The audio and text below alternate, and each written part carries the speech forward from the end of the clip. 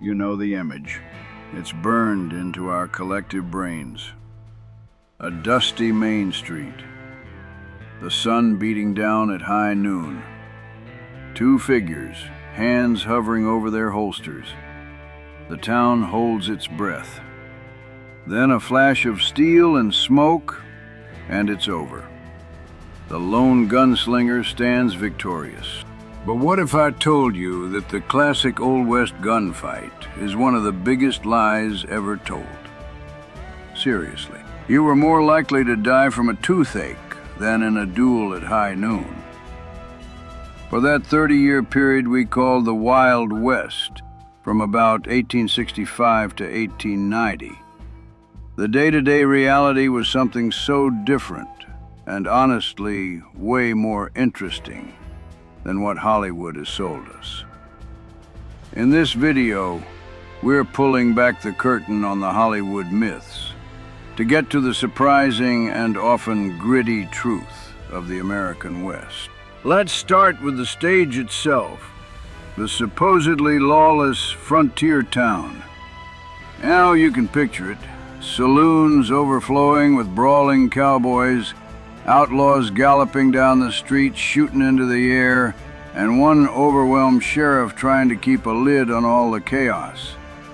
It's a classic scene, but it's almost entirely fiction.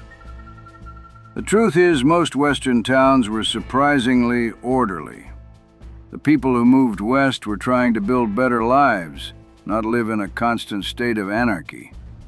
As soon as a town popped up, they put structures in place to keep things safe and prosperous. Most of these towns had detailed legal codes, organized law enforcement, and a whole lot of law-abiding citizens who cared about safety. Now sure, some places earned their wild reputations. Cattle towns like Dodge City, Kansas, or mining boom towns like Bodie, California, definitely had spikes in violence, usually fueled by booze and arguments over money. In its early years, some estimates suggest an adult in Dodge City had about a 1 in 61 chance of being murdered over a decade. That sounds high, and it was for the time, but it wasn't a daily bloodbath.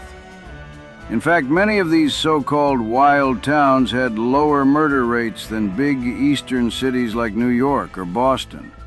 During one 15-year period, 5 of the most famous Kansas cow towns averaged only about 3 murders per year combined. And what about all those guns? Hollywood makes you think every single person was armed to the teeth, ready for a shootout at any second. And this brings us to one of the biggest shockers: gun control. Yes, you heard that right. Many frontier towns had strict gun ordinances. Notorious Tombstone, Arizona, the site of the OK Corral shootout, made visitors check their firearms with a lawman or at a hotel when they got to town. The whole idea was to prevent the exact kind of drunken violence that movies love to show. Lawmen knew the real danger wasn't some planned duel, but a drunk argument that got out of hand. Their weapon of choice for keeping the peace wasn't a pistol, but a shotgun. It was way more effective and intimidating. The image of a town where everyone's walking around with a 6-shooter on their hip is pretty much a Hollywood invention. This might be the single biggest lie of them all, or at least the one your history class just left out. Okay, so the towns weren't as wild as we thought. But they got the Cowboys right, didn't they? Tall, rugged, and never without that iconic, wide-brimmed hat. Well, about that hat. The classic Stetson cowboy hat you're picturing, it didn't get super popular until the tail end of the 19th century. For a lot of the Old West era, the most popular hat was actually the bowler hat. Yep, the round-topped hat you'd see on a city slicker was way more common on the frontier. Why? They were durable, and they didn't fly off in the wind. Cowboys were practical guys. They also wore old military caps from the Civil War, or sometimes even top hats. The wide-brimmed hat that came to define the whole cowboy look was inspired more by the sombreros of Mexican vaqueros. And the rest of the outfit? Forget the clean, matching leather and denim. Most cowboys were working men on pretty low wages. Their clothes were often ready to wear, which back then just meant second-hand clothes that richer people from back east had gotten rid of. It wasn't weird to see a cowboy on a cattle drive wearing a tattered suit coat, a formal vest, or old army pants, because that's what was cheap and available. They definitely used leather chaps, but for a practical reason. Protecting their legs from thorny brush, not to make a fashion statement. But the most ridiculous myth is the color-coded dress code. Good guys in white hats, bad guys in black. That is 100% pure Hollywood. Outlaws and lawmen dressed for the job, and you often couldn't tell them apart. There was no uniform for heroes or villains, just clothes that could handle the dirt, dust, and hard work of life on the frontier. But that's not the only thing Hollywood got wrong about the people who wore the clothes. This might be the single biggest lie of them all, or at least the one your history class just left out. The image of the American cowboy is almost always a white guy. John Wayne, Clint Eastwood, tough, independent, and very, very Anglo. The reality? The American West was one of the most diverse places in the whole country, and the cowboy profession was a total crossroads of cultures. Historians estimate that as many as 1 in 4 cowboys was black. After the Civil War, thousands of freed slaves, many of whom already knew how to handle cattle, went west looking for a chance at a life they couldn't get anywhere else. Being a cowboy was hard, dangerous, low-paying work, but it was one of the few jobs where black men could find some level of equality and respect, often earning the same wage as their white counterparts. And beyond that, the entire tradition of the American cowboy is built on the foundation of the Mexican vaquero. The Spanish had been ranching in the Americas for centuries, and it was the vaqueros who perfected the techniques, the language, and the style that American cowboys copied. Words like lariat, lasso, rodeo, and stampede all come from Spanish. The wide-brimmed hat, the high-heeled boots made for stirrups, using a rope to herd cattle, all of it came from the vaquero tradition. Up to 1/3 of all cowboys were Mexican or of Hispanic descent. When you add in Native American cowboys and Chinese immigrants who worked on ranches and railroads, the picture of the West just changes completely. By some estimates, nearly half of all cowboys working the cattle drives were men of color. The idea of a white man's West was a myth cooked up later, a romantic version of history that erased the incredible contributions of the diverse people who actually built it. The real cowboy wasn't a lone wolf. He was part of a multicultural crew, working together in bunkhouses and on long, miserable cattle drives. It's pretty wild how much of the real story just got brushed aside, isn't it? If you're finding this look at the real Old West as fascinating as I do, take a second to subscribe and hit that notification bell. We dive into the hidden corners of history every week, and you won't want to miss what we uncover next. Now, let's talk about the women of the West. Just like Hollywood erased the diversity of the cowboy, it also gave women a really narrow set of roles. In most Westerns, a woman is either a sweet schoolmarm, a saintly wife, or a troubled saloon girl.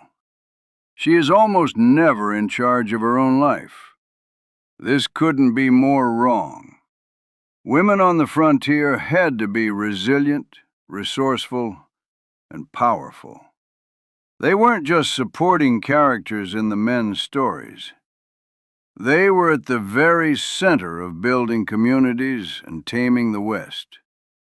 Opportunities were limited, sure, but plenty of women shattered the expectations of the time. You had women who ran their own businesses and became incredibly successful. A woman named Susan McSween became known as the Cattle Queen of New Mexico, after she took over her husband's ranching empire when he died and grew it into one of the biggest in the area. Women owned saloons, general stores, and newspapers. Abigail Scott Dunaway was a teacher and business owner who started a newspaper in 1870 just so she could use it as a platform to fight for the right of women to vote. Women were forces in other areas, too. There were famous sharpshooters like Annie Oakley, whose skill made her an international star and a role model. And then you had figures who just broke every rule, like Mary Fields, also known as Stagecoach Mary. Born into slavery, she became the first African-American woman to work as a mail carrier for the U.S. Postal Service.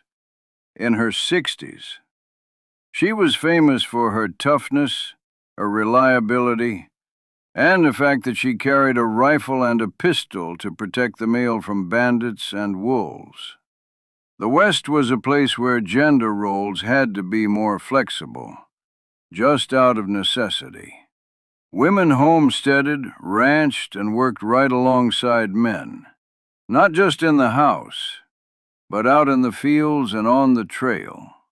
The idea that they were passive or powerless is just not true.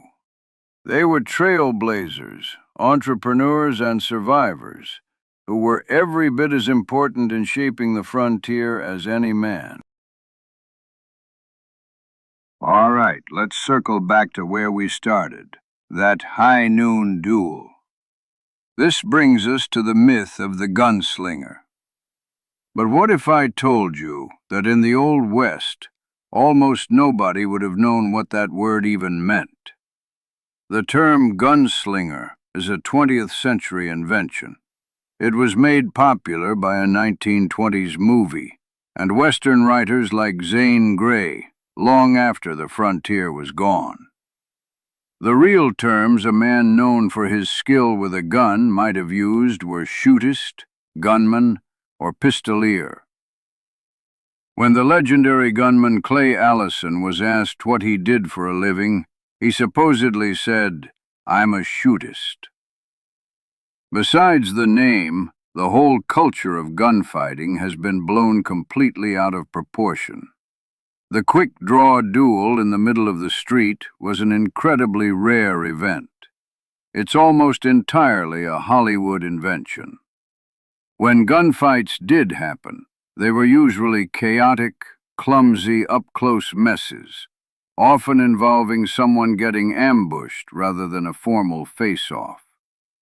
The famous shootout at the OK Corral, which is legendary, resulted in 3 deaths, not exactly the giant battle you see in the movies. And the idea that every cowboy was a gunfighter is just wrong. Most cowboys were ranch hands. Carrying a heavy, expensive, and kind of unreliable pistol was a pain when your job was herding cattle all day. They might have a rifle for hunting or fending off predators, but the iconic 6-shooter on the hip was not standard issue. Even bank robberies, a total staple of the Western genre, were incredibly rare. Across 15 states, researchers have found evidence for as few as about 8 confirmed bank heists over a 40-year period. Think about it. Most Western towns were small. Everybody knew everybody.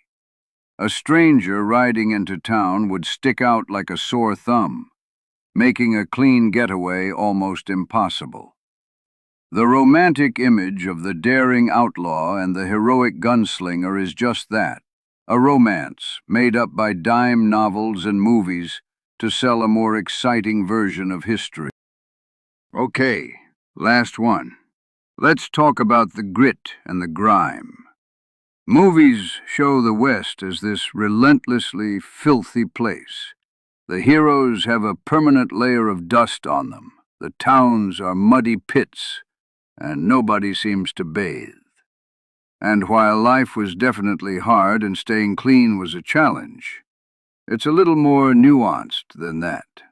For a lot of settlers, hygiene was a real struggle. Water could be scarce. Bathing was a luxury, maybe something that only happened when a creek thawed out in the spring. Soap was often homemade from nasty stuff like lye and animal fat. And yeah, homes could be full of pests. Lice were so common in the seams of clothes they were called seam squirrels. Dust was a constant enemy, and people spit tobacco juice so much that some places had to put up signs banning it indoors. But it's a mistake to paint everyone with the same dirty brush. Hygiene standards were all over the place. For example, many Native American tribes had hygiene practices that were way better than the white settlers. They bathed regularly and had a deep understanding of sanitation that was often lost on the newcomers. Even among the settlers, people valued being clean. They did what they could.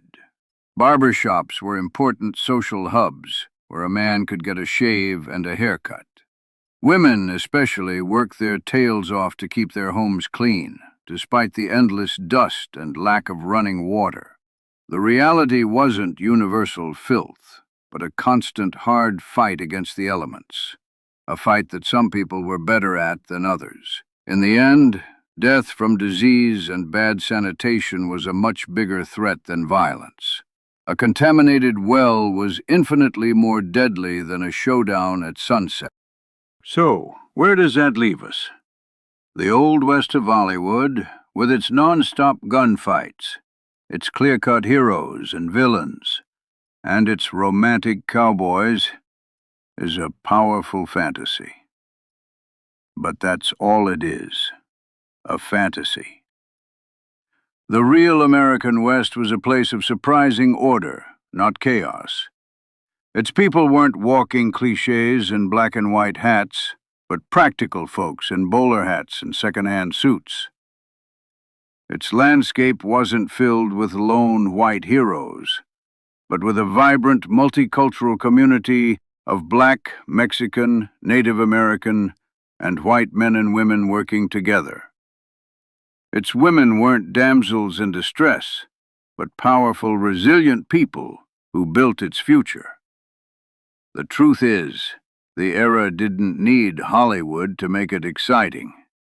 The daily struggle to survive, the complex mixing of different cultures, and the sheer grit it took to build a life on the frontier.